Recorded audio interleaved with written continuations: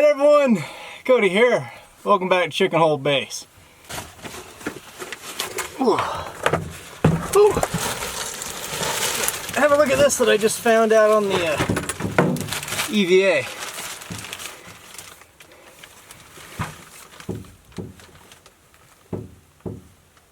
Harmless weather instrument.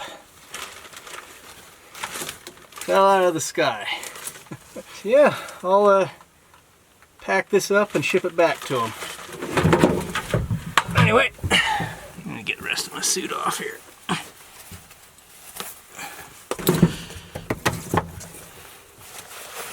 Gotta tuck my collar back in.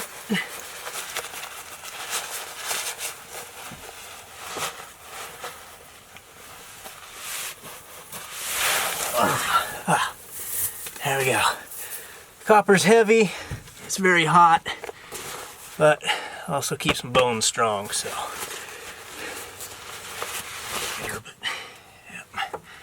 Whew. Okay, the suit is off. Well, mostly, I still got my undergarments on. Oh, hey bud, here he is.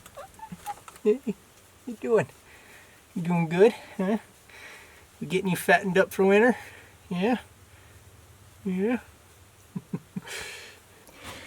Alright, it's getting dark, so let's see what we can do with a little bit of artificial lighting there. That's better. I'm always having issues with lighting. Anyway, you can see I've changed into my jammies, and Bud and I are about to go to bed. So you can see over here is what I've been doing. Since the nights have been getting colder, I've moved down to the lower bunk. See, I've insulated this on all sides, top, bottom, and everything. And so I can just curl up in here like a little cocoon. It's nice and warm.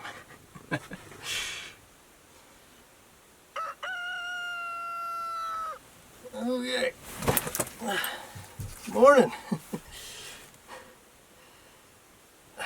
Get down.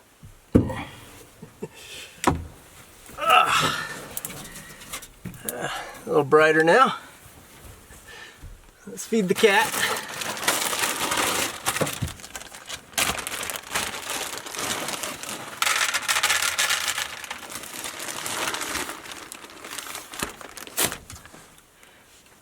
Let's boot up Robo Cody and take control of him. That way we don't have to suit up and go out ourselves, and to have a look at the greenhouse, shall we? Okay. Ah, there he is, plugged into a currant bush. You may notice his appearance has changed. This is the cold weather configuration. He also now has the ability to add and remove items automatically depending on temperature and conditions. So expect his appearance to continue to change. Anyway, let's have him pick up the camera. As you can see, the plants have grown since the last episode. They're all the way to the ceiling now. The basil is looking like it's about done. I let it flower. And once they flower and go to seed, the plant pretty much dies. So we'll get that pulled out of here in a little bit. As you can see, what I thought was an eggplant turned out to be a bell pepper. That's cool. See, it's growing. Look at these tomatoes. They're taller than me. I guess this is proof that we can actually grow plants inside of these opaque tanks. Or translucent, whatever the word is. Oh, the camera's all fogging up. What I wanted to show you though is we've got a problem. See this pepper plant here? It is just covered in aphids. See that? It's sucking the life right out of it. See, this pepper over here hasn't been quite as attacked yet. It's still doing pretty much okay. This one's looking so sad. This one in here. Gosh, look at that. So the first thing I want to try is something we might be able to do on Mars, because what does Mars have? A lot of carbon dioxide. You could run a compressor and compress the carbon into the greenhouse. And what does air-breathing insects need? Well, they need oxygen, and they don't like CO2. If there's too much carbon dioxide, they'll die. So, here's what I'm doing. I'm sealing up the greenhouse, making it completely airtight. As you can see, I've started there by screwing some panels over those holes. I'm going to get some dry ice, bring it in here, throw it in a bucket of water, seal it up, leave, and you'll see what it does. Suppose before we get too carried away, I should harvest all this fruit. You can see some of the jalapenos are even turning red, overdone. And also, look at these tomatoes under here. The size of them. Huh, we got a mushroom stuck to it. Looks like the remains of a shaggy ink cap. I guess the mushrooms I put in here did end up fruiting, but of course they dissolve and I must have missed them. Just throw these in my bag here. And I'll also go through and pick all these peppers. Very sticky, covered in aphids and their excrement. I'll have to wash everything. Hopefully we'll get those aphids taken care of.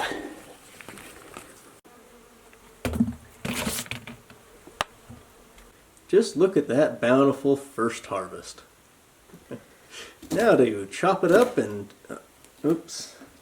Oh, don't worry. He's quite durable. And here's the salsa. It is extremely hot.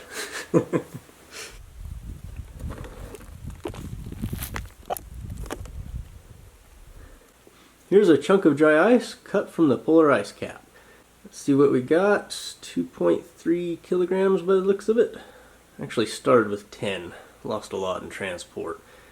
Might need to find a different method of transporting the CO2. But let's try it anyway. What I like about the CO2 is that in low concentrations it's harmless to humans, it leaves no residue, and it's actually a food for the plants. If it works, this is an ideal insecticide. That should do her. Although to speed things along, I'm going to give it a good whack and break it apart. Okay, that did it. Let's turn the fan on.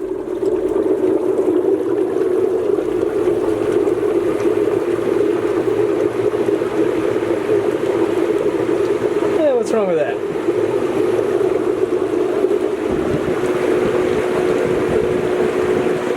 Look at that CO2 concentration going up. I better get out of here. Alright, bees, you can't come in here. Not for a while. Oh, yep. Oh, there it is. It's not completely airtight, but that's kind of intentional. Now, I don't want it building up pressure just yet. Have a look in there, see what we can see. Huh, most of the fog's gone away. I was kind of hoping the whole thing would fill up with fog.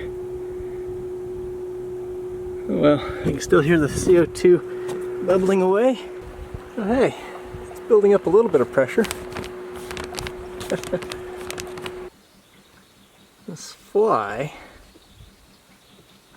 is definitely not doing so good. After about an hour, the flies appeared to be dead, although they might have just been asleep, couldn't quite tell. The CO2 concentration, by the way, should have ended up being about 10%. So after 6 hours, the cover on the greenhouse blew off. I suspect it might have something to do with the fact that the sun was setting at the time. Maybe a sudden pressure differential occurred when the temperature changed. I'm not sure exactly. Maybe it like sucked in and then blew out. Anyway, let's put the CO2 detector back inside, see what's going on, and then go around and turn the fan back on. After the first hour, I turned it off to conserve battery power. Okay, let it air out for about an hour. Down to fairly low levels now. Let's go have a look at the aphids. Take this with me.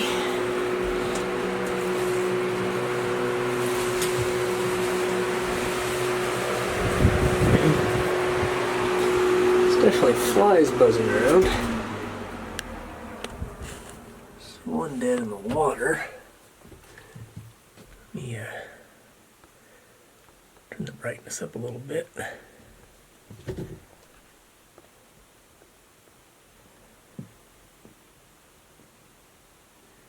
Yeah, they're still alive and walking. Oh, buddy decided to come see me. What you doing, bub? Yeah, it's aired out. I can't feel any carbon dioxide.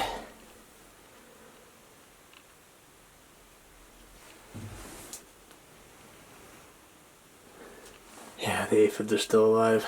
Didn't touch them.